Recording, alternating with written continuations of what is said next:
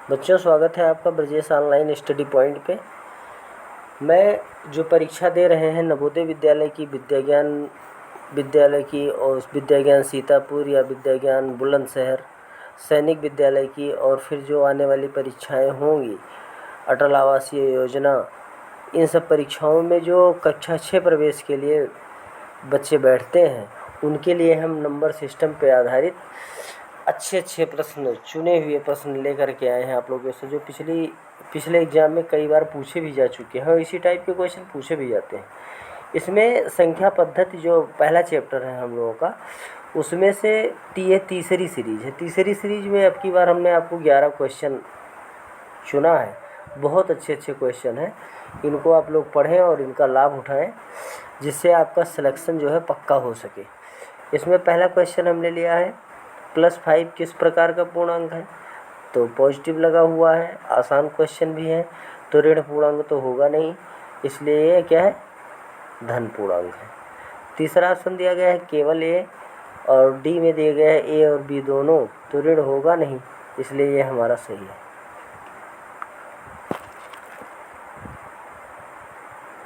B सही है।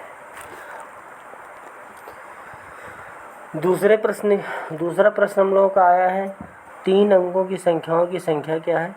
तो 3 अंकों की संख्याओं की संख्या क्या होगी 3 अंक कितनी संख्याओं में है, यही आपसे पूछ रहा है ये। तो सबसे बड़े 3 अंक की जो संख्याएं होती है वो होती है हमारी 999। एक मिनट,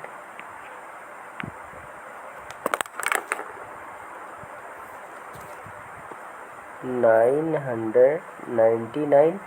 और जो 2 डिजिट की सबसे बड़ी संख्या होती है, क्योंकि 2 के बाद 3 शुरू हो जाती है, तो इसमें में से इसको माइनस कर देंगे, आंसर हमको मिल जाएगा 900।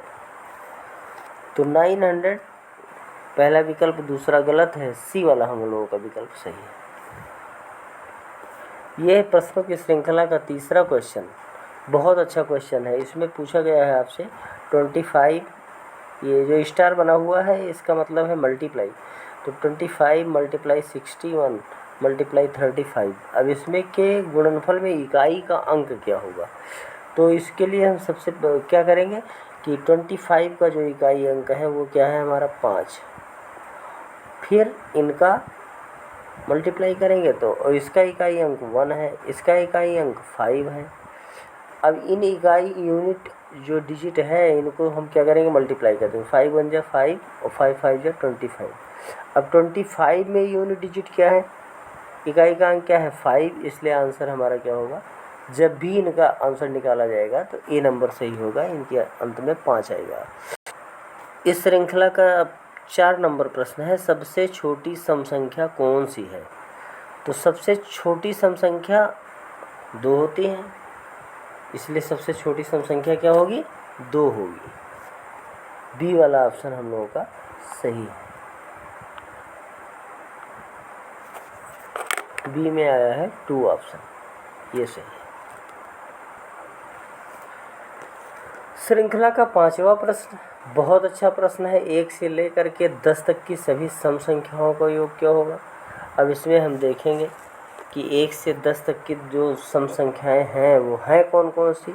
तो पहली संख्या हमारी है 2, और दूसरी संख्या हमारी मिल जाएगी 4 और प्लस तीसरी संख्या 6 और प्लस चौथी संख्या हमारी मिलेगी 8, और तक शब्द का यूज किया गया है, इसलिए हम 10 को भी लेंगे। इन सब को ऐड करेंगे, कितना आएगा, 4 × 6 = 6, 12, 12 × 8 = 20, 20 और 10 30 आएगा।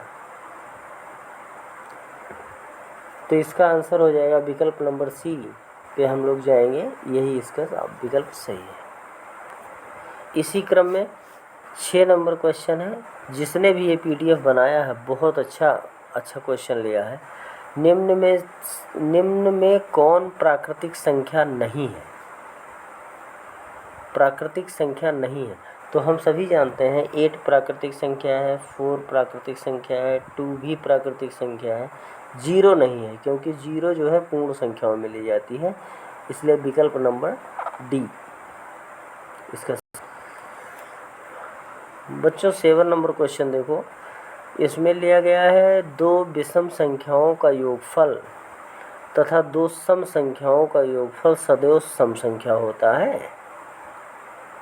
2 विषम संख्याओं का योगफल, तो 2 विषम संख्याओं का योगफल क्या हो जाएगा?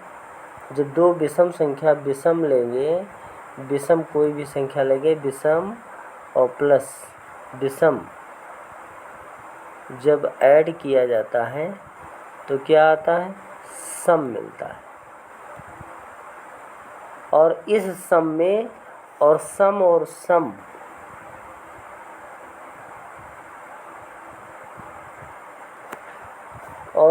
विषम विषम जोड़ेंगे तो सम आएगा। और जो सम कोई भी नंबर हो, जो इवन नंबर है, सम संख्या है और फिर सम संख्या है, इन दोनों को जब जोड़ेंगे तो जो भी संख्या हमको मिलेगी वो सम ही होगी।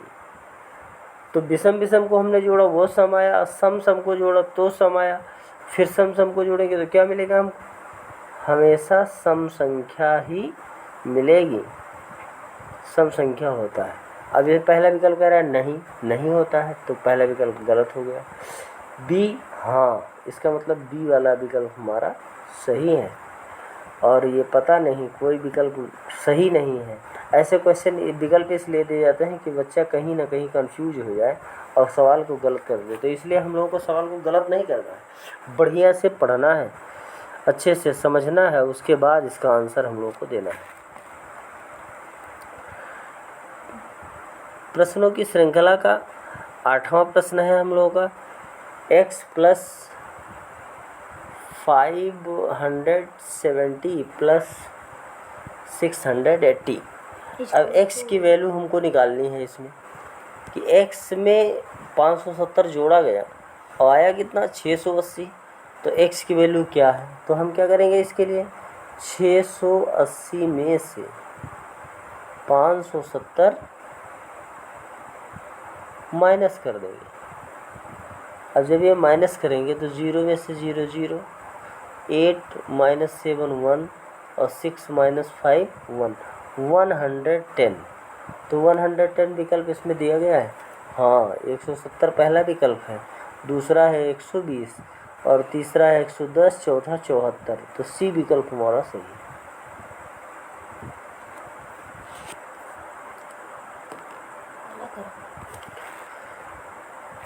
प्रश्नों की श्रृंखला का अगला क्वेश्चन हम लोग लेते हैं 9 नंबर। 9 नंबर में दिया गया है 2 अंकों की संख्याओं की संख्या से क्या है? 2 अंकों की संख्याओं की संख्या है। और इसी टाइप का क्वेश्चन था 3 अंकों की संख्याओं की संख्या क्या है, या संख्याओं की संख्या कितनी होती है। तो 2 अंकों की संख्याओं की संख्या निकालने के लिए बहुत बढ़िया क्वेश्चन है। अब की बार ये जवाहर नवोदय में पूछा गया क्वेश्चन है। 2 अंकों की संख्याओं की संख्या है, जो डी सीरीज में पूछा गया है। 2 अंकों की संख्याओं की संख्या है, सबसे बड़ी संख्या है 99। और फिर 1 अंक की सबसे बड़ी संख्या क्या है? उससे नीचे आएंगे 9, और इसमें में से इसको माइनस कर देंगे 2 अंक में से ये वाली, तो 9 - 9 0 और 9, तो आंसर मिला हमको 90। तो 90 विकल्प डी। पहला विकल्प दिया गया 11 कि आप गलत करो, 8 दिया गया, तीसरा दिया गया 99, यहाँ भी गलत कर सकता है बच्चा, लेकिन है क्या? 90। इसलिए हमको बहुत संभाल के आंसर इसका देना है। प्रश्नों की श्रृंखला का अगला क्वेश्चन जो होगा 10 नंबर, पूर्ण संख्याओं की संख्या कितनी है? पूर्ण संख्याओं, एक चीज़ मिस हो गया है इसमें पीडीएफ बनाते समय, यहाँ लिखा हुआ है पूर्ण संख्याओं की संख्या कितनी है। तो पूर्ण संख्याओं की संख्या 100 है, 1000 है, 9 है। अब हमको जानना चाहिए कि पूर्ण संख्याएं क्या हैं। जब हम प्राकृतिक संख्याओं में, प्राकृतिक संख्या क्या है? 1 है, 2 है, 3 है, 4 है, डॉट डॉट डॉट बढ़ते चले जाएंगे, ये सब आगे चले जाएंगे। इसमें ये सब क्या है? प्राकृतिक संख्या है, और इसमें अगर 0 ऐड कर दिया जाए आगे तो ये क्या हो जाती है, पूर्ण संख्या हो जाती है। अब ये कितनी है ये तो पता नहीं, तो इसका मतलब पता नहीं का आंसर क्या होगा, अनंत। 9 तो है नहीं, 1000 है नहीं, 100 नहीं है, तो इसलिए इसका विकल्प क्या हो जाएगा हमारा, डी सही हो जाएगा। और इस श्रृंखला का जो अंतिम प्रश्न है, बहुत अच्छा प्रश्न है, संख्या पद्धति के हिसाब से पूछा गया आपसे प्रश्न है ये। इसमें कहा गया 584 प्लस 241 प्लस 041 का मान क्या होगा। अब इनको क्या करना है, हमको प्लस करना है। आसान क्वेश्चन है, कैसे करेंगे इसको, 5 8 4 2 4 1 और फिर यहाँ 4 1 आगे क्या लगा देंगे, 0। 4 1 5 1 6 फिर 4 4 8 8 16 5 2 7 7 1 8 866। अब देखो 866 एक बार फिर से चेक कर लीजिए। 752 विकल्प है, पहला नहीं होगा। 839 ये भी नहीं होगा। 856 दिया गया है, ये भी नहीं होगा। एक बार फिर से चेक कर लो। 4 1 4 1 5 1 6 8 4 12 4 16 और 5 2 7 1 8। इसका मतलब ये इसमें विकल्प सही है हमारा कौन सा, डी। बहुत अच्छा प्रश्न बनाया है जिसने बनाया है ये। इसमें गलती हो सकती है क्योंकि 856 यहाँ है और आंसर आ रहा है हम लोगों का 866, तो ये विकल्प हो जाएगा D. Brajesh online study point आपके लिए ऐसे ही क्वेश्चन जो है नवोदय विद्यालय समिति के लिए मैथ से रिलेटेड, जीके से रिलेटेड और हिंदी से रिलेटेड, लॉजिक से रिलेटेड प्रश्न लाता रहेगा। आप लोग इस चैनल को केवल देखते रहिए, अपने मित्रों को शेयर कीजिए और ज़्यादा से ज़्यादा देखिए इसको और देख करके इसका लाभ उठाइए। धन्यवाद। आज के मैं छोड़